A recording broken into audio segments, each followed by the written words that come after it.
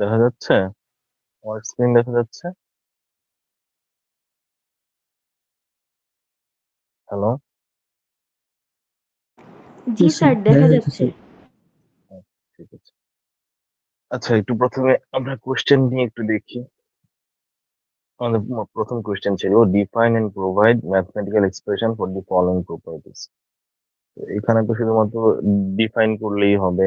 Mathematical expression, kinematic ভিসকোসিটির যে mathematical expression, surface টেনশনের যে ম্যাথমেটিক্যাল এক্সপ্রেশনটা আছে, বাল্ক মোলস অফ ইলাস্টিসিটির যে ম্যাথমেটিক্যাল এক্সপ্রেশনটা আছে, স্পেসিফিক ভলিউমের যে ম্যাথমেটিক্যাল এক্সপ্রেশনটা আছে, সেটা তো খুবই সহজ।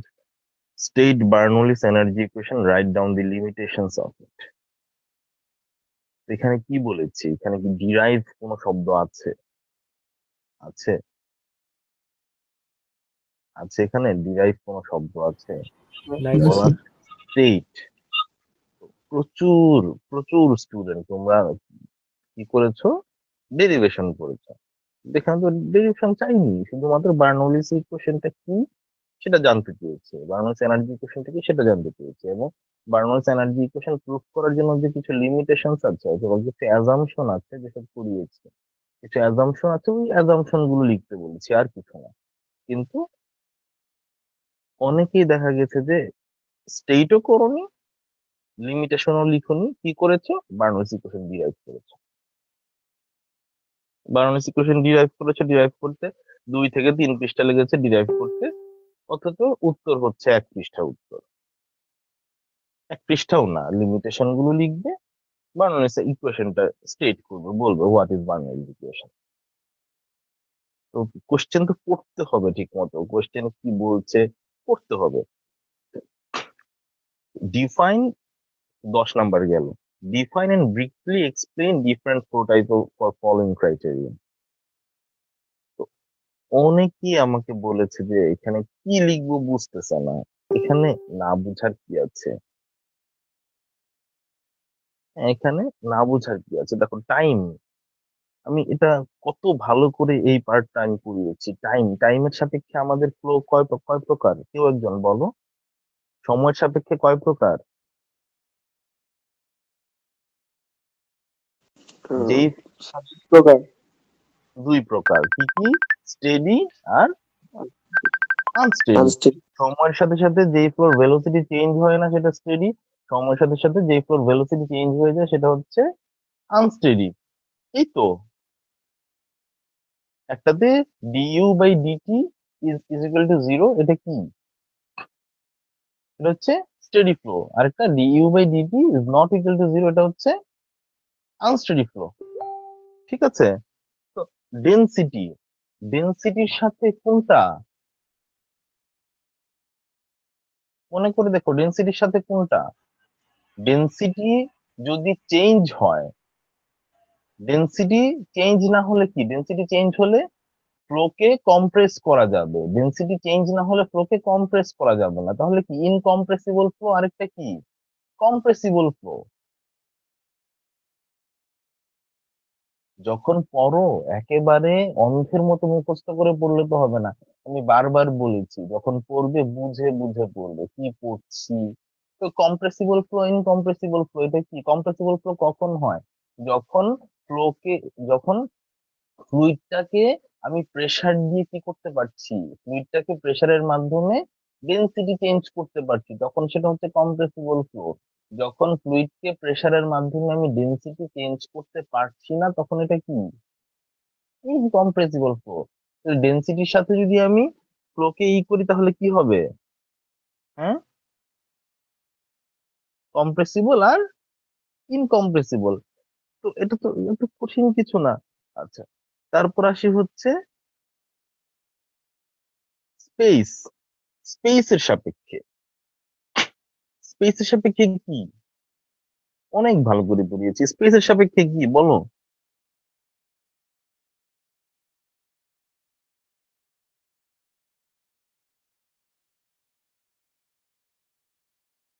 স্পেসের সাপেক্ষে যেটা ফ্লোর ক্যারেক্টারিস্টিক্স চেঞ্জ হয়, ফ্লোর ভেলোসিটি চেঞ্জ হয়, সেটা কিসের ফ্লো? কোন flow?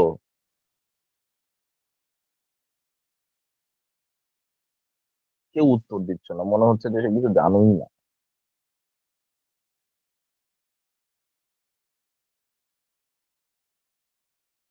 du by dx, dv by dy, dw by dz, du by dx equal to 0 হলে এটা কি ফ্লো?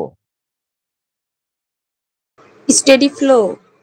স্টেডি ফ্লো না, কি ফ্লো? Uniform flow.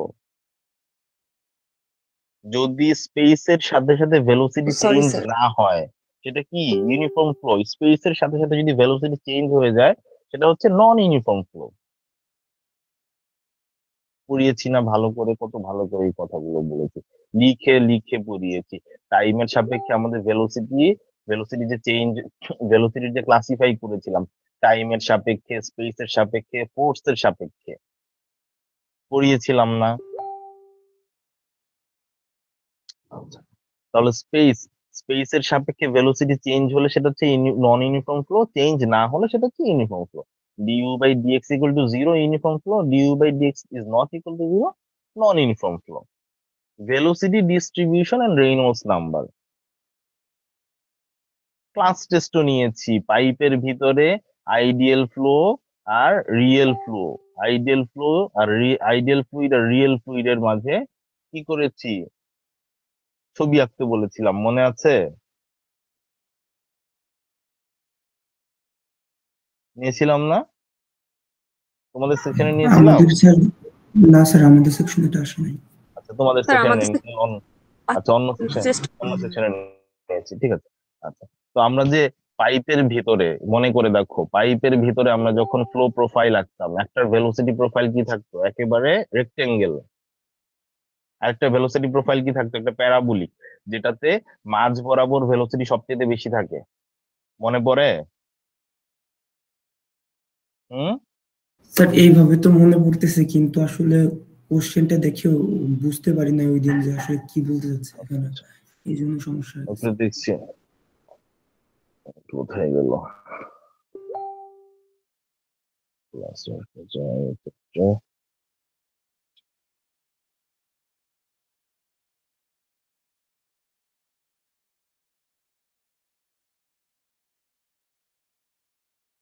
এই যে দেখা যাচ্ছে।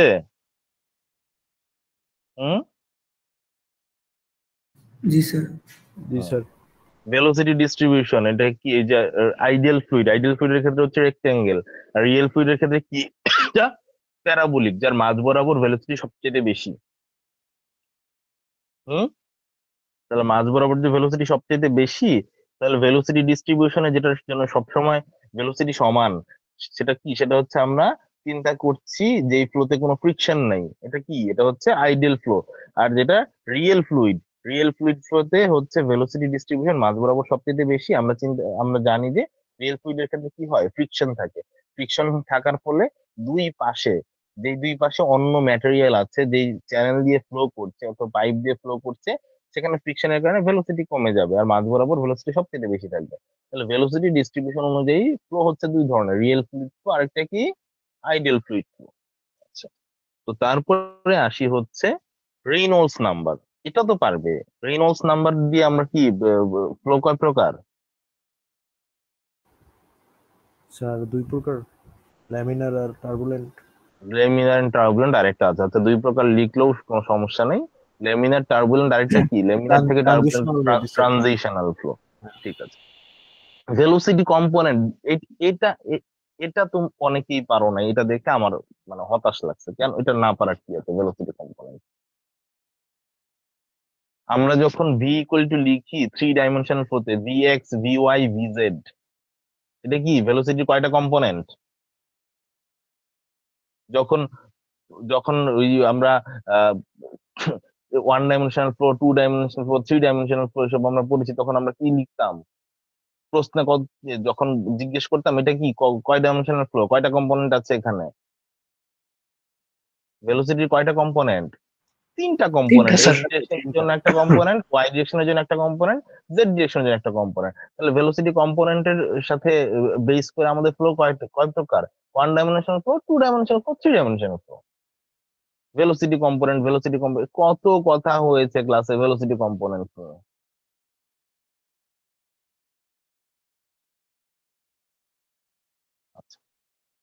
আচ্ছা, এখানে বুঝলাম যে ভেলোসিটি কম্পোনেন্ট বুঝতে পারোনি, ঠিক আছে, কিন্তু টাইম এটা পারা উচিত ছিল, ডেনসিটি ডেফিনেটলি পারা উচিত ছিল, স্পেস ডেফিনেটলি পারা উচিত ছিল, রেনল্ডস নাম্বার ডেফিনেটলি পারা উচিত ছিল। আমি তো বলবো ভেলোসিটি কম্পোনেন্ট এটাও ডেফিনেটলি পারা উচিত ছিল।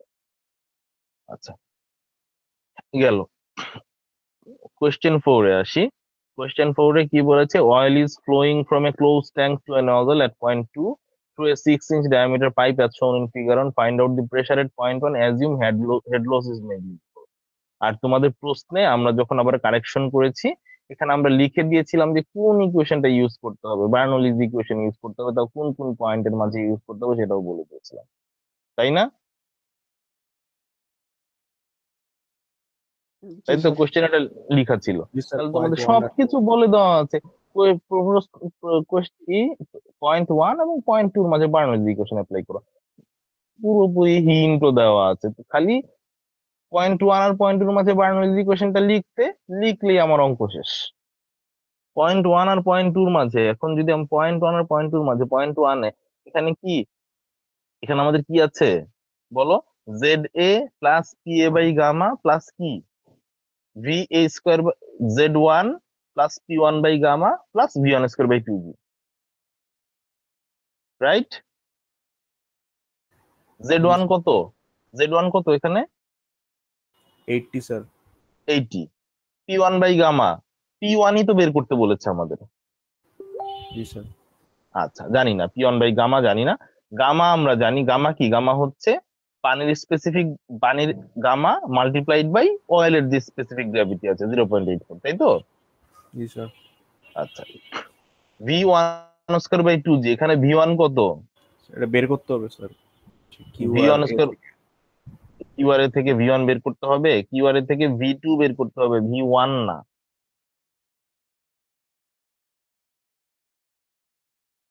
ভি ওয়ান বের করতে হবে এখানে।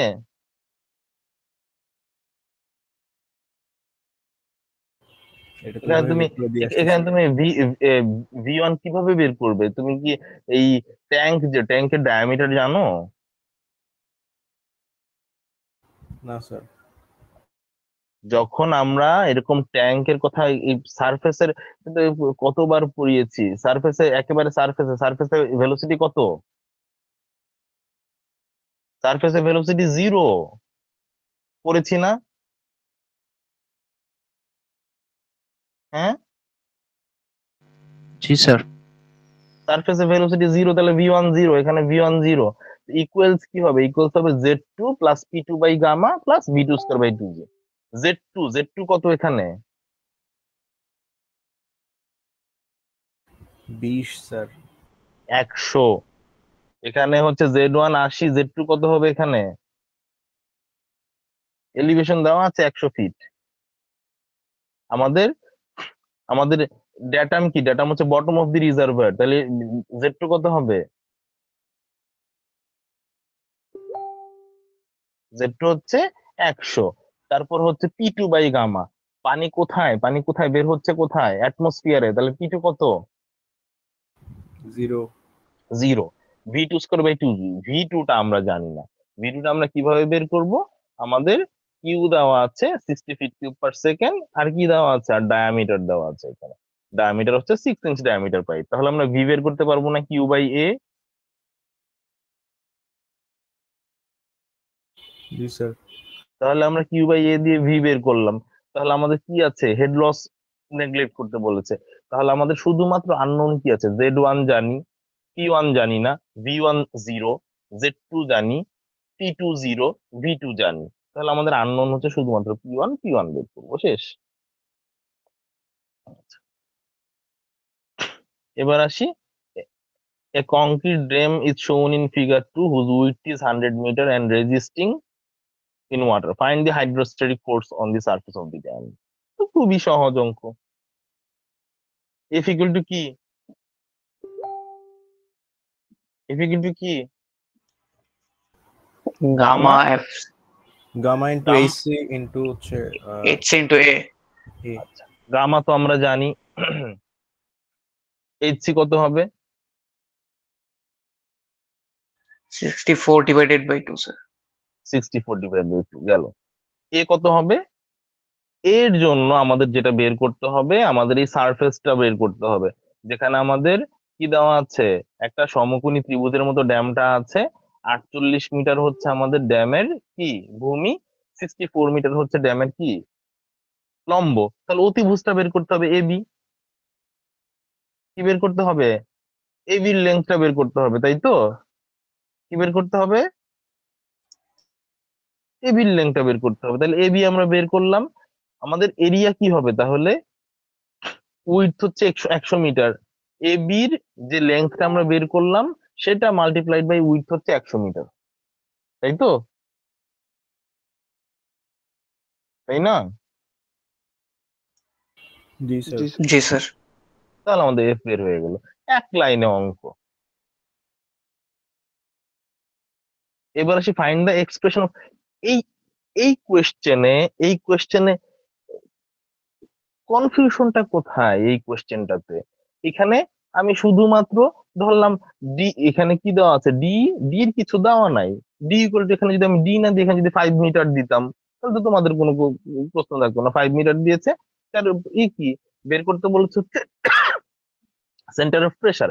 সেন্টার অফ প্রেসার কি, এইচসি, এইচসিপি ইকুয়ালস হচ্ছে HC plus IC, HC plus HC over, না, আইসি ওভার এইচসিএ, তাই তো? সূত্রটা কি? Centre of pressure equals centroid plus IC over centroid multiplied by area, তাই না? এটাই সূত্র না? জি স্যার। তাহলে এখানে এখানে আমাদের এইচসি হচ্ছে ডি এর অর্ধেক, ডি বাই 2। আইসি কি হবে? সার্কেলের জন্য যে আইসিটা মুখস্থ করে রাখতে বলছিলাম,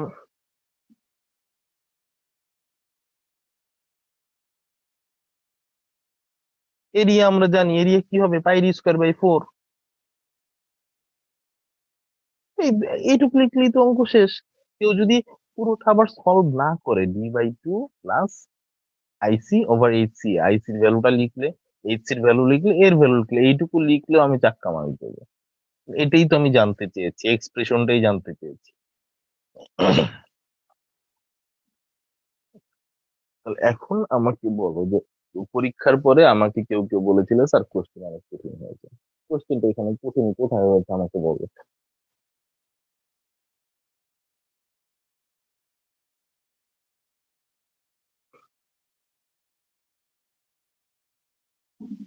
যদি বুঝতে একটু কষ্ট হয়ে থাকে, আমার কাছে মনে হয়েছে কোশ্চেন 3 তে বুঝতে একটু কষ্ট হয়েছে, তাও কত মার্কের? 4 মার্কের। একটা হচ্ছে ভেলোসিটি কম্পোনেন্ট, ভেলোসিটি 4 মার্ক না, আরো কম।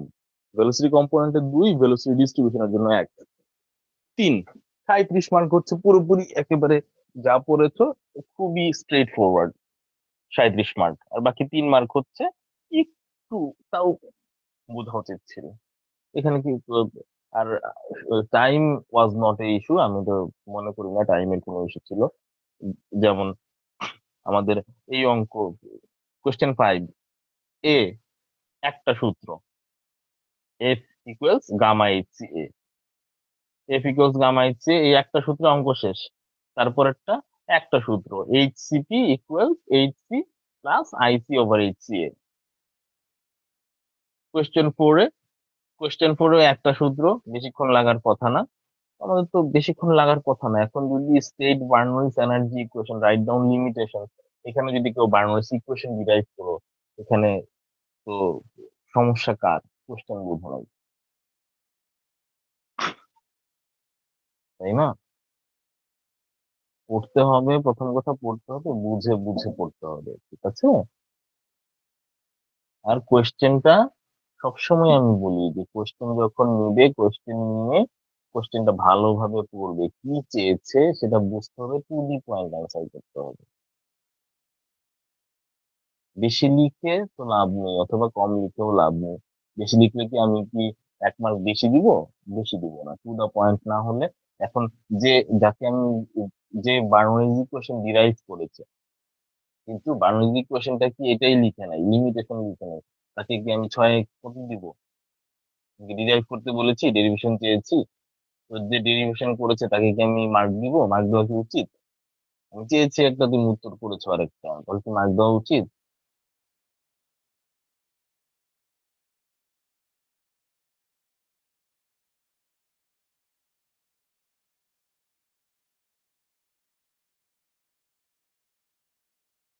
এখন একটু অভিমত শুনি, তোমাদের কাছে কোয়েশ্চেন কঠিন মনে হয়েছে কোন দিকে আমাকে কেউ একজন বলো।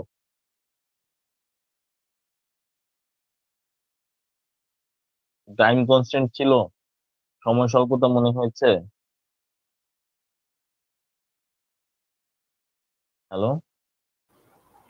স্যার আমরা হচ্ছে মানে ডিরাইভেশন আরো কয়েকটা দেখেছিলাম স্যার, মানে আশা করেছিলাম কোশ্চেন হয়তো ওগুলো থাকবে আর কি, বাট এখানে ওই যে থিওরি টাইপের কোশ্চেনটাই বেশি হয়ে গেছে। আপনি বলেছিলেন ক্লাসে যে 70 থেকে 80% ম্যাথ প্লাস ডিরাইভেশন থাকবে আর কি। আচ্ছা, ওই তার হিসাবে আরো মানে ভাবছিলাম যে আরো হয়তো ইম্পর্টেন্ট কোনো কোশ্চেন থাকবে আর কি। এগুলো আর কি ওইভাবে দেখা হয়নি, তো ওই ইম্পর্টেন্ট গুলো দেখতে চাই আর কি, এগুলোতে আচ্ছা টাইম দেওয়া দেখো, এখন এখন এখন আমার কথা এখানে আছে, হ্যাঁ। বললে যে state Bernoulli's energy equation, write down the limitation, ঠিক আছে? যখন তুমি বার্নৌলিস ইকুয়েশন ডেরিভেশন করবে, বার্নৌলিস এনার্জি ইকুয়েশন তুমি স্টেট একটু তোমার জানা উচিত না? উচিত তো, তাই না? আচ্ছা, জি স্যার। গেল। Derive, define and provide mathematical expression, define and provide mathematical expression for the following fluid properties. যদি ম্যাথ আসে, কাইনেমেটিক ভিসকোসিটি সূত্র কি তোমার জানা উচিত না? জি স্যার। সারফেস টেনশনের সূত্র কি তোমার জানা উচিত না?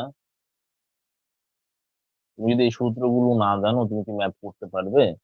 বাল্ক মডুলাস অফ ইলাস্টিসিটি সূত্র কি তোমার জানা উচিত না? স্পেসিফিক ভলিউমের সূত্র কি তোমার জানা উচিত না?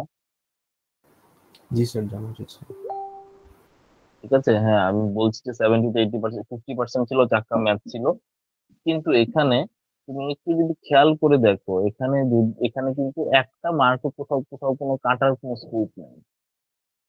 কোন এখানে কি ডিসকাশন ছিল, এটা ডিসকাস করো, এটা কেন, তারপর হচ্ছে কোনো কিছু এক্সপ্লেইন করো, এরকম কোনো কিছু ছিল পুরো কোশ্চেনে? না স্যার, এরকম কিছু ছিল না। পুরো কোশ্চেন কিন্তু একেবারে টু দি পয়েন্ট অ্যান্সার করার মতো কোশ্চেন। বার্নৌলিস ইকুয়েশন কেউ স্টেট করবে, লিমিটেশন গুলো বলবে, শেষ, ছয় ছয়। টাইমের সাপেক্ষে, ডেনসিটির সাপেক্ষে, স্পেসের সাপেক্ষে কি কি ফ্লো কি কি বলবে, একেবারে 10-এ 10। এখানে কোনো মার্ক কাটার কিছু নাই। কাইনেমেটিক ভিসকোসিটি ম্যাথমেটিক্যাল এক্সপ্রেশন দিবে, সারফেস টেনশনের ম্যাথমেটিক্যাল এক্সপ্রেশন দিবে, পুরোপুরি মানে ফুল মার্ক, একেবারে ফুল মার্ক। এখানে 40-এ 40 পাওয়ার মতো কোশ্চেন। তারপর তোমরা বলছো যে 70 to 80% ম্যাথ থাকবে, বলেছি আমি এখানে 50% ম্যাথ ছিল, 50% হচ্ছে থিওরি পার্ট ছিল, থিওরি পোর্শন ছিল 50%। সেখানে তাহলে একটু ভুল হয়ে গেছে। কিন্তু তারপর আমি বলবো যে এখানে আমি চিন্তা করেছি ওই হিসেবে যে এখানে কোনো আসলে একদম যে থিওরিটিক্যাল পার্ট, ওরকম থিওরিটিক্যাল ছিল না আর কি, পুরোপুরি পুরোপুরি থিওরি বেস পার্টটা ছিল না। ঠিক আছে, আমি ফাইনাল এটা খেয়াল রাখবো যাতে ম্যাথ পোর্শনটা বেশি থাকে, 70 to 80% ম্যাথ পোর্শনটা যাতে থাকে, এটা আমি খেয়াল রাখবো। ঠিক আছে, থ্যাংক ইউ স্যার। আচ্ছা। আর আর কিছু, আর কোন অবজারভেশন? না স্যার।